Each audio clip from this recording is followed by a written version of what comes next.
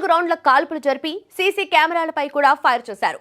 Deputy manager Satish కాళ్లపై గన్తో కాల్చి తీవ్రంగా గాయపరిచారు. దోపిడీ చేసిన గ్యాంగ్ జహీరాబాద్ వైపు పారిపోయిందని పోలీసులు అనుమానిస్తున్నారు. జిల్లాల సరిహద్దులను వెంటనే అలర్ట్ చేసి 10 ప్రత్యేక బృందాలను ఏర్పాటు చేశారు సైబరాబాద్ సిపి.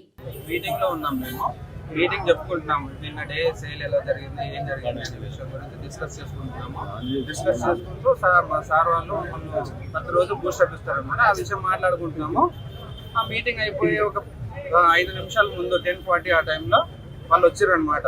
మేము నార్మల్గా కస్టమర్స్ వస్తారు కదా అని అలా అనుకున్నాము. ప్రతి ఒక్కరు మాస్క్ వేసుకుని వచ్చారు. రాగానే మేము అందరం కస్టమర్సే అనుకున్నాము. కానీ వాళ్ళు రావడమే మా మేనేజర్ సార్ని ఇక్కడ తొడపైన కాల్చడంతో అప్పుడు మేమందరం భయపడిపోయినాము. ప్రతి ఒక్కరికి చిన్న పిల్లలు ఉన్నారు, ఇప్పుడే కెరీర్ స్టార్ట్ చేసే యంగ్స్టర్స్ ఉన్నారు.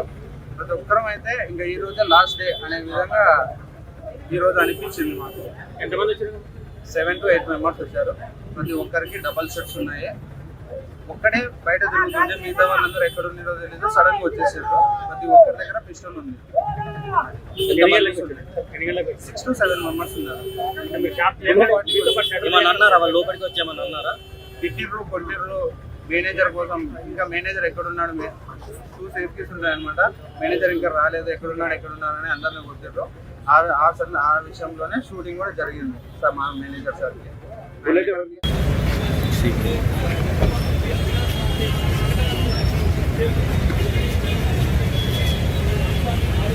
చేరుకున్నారు. దోపిడీ జరిగినటువంటి ఇప్పటికే ఈ అంశాన్ని 6 మంది వచ్చినట్లు కూడా పోలీసులు గుర్తించారు.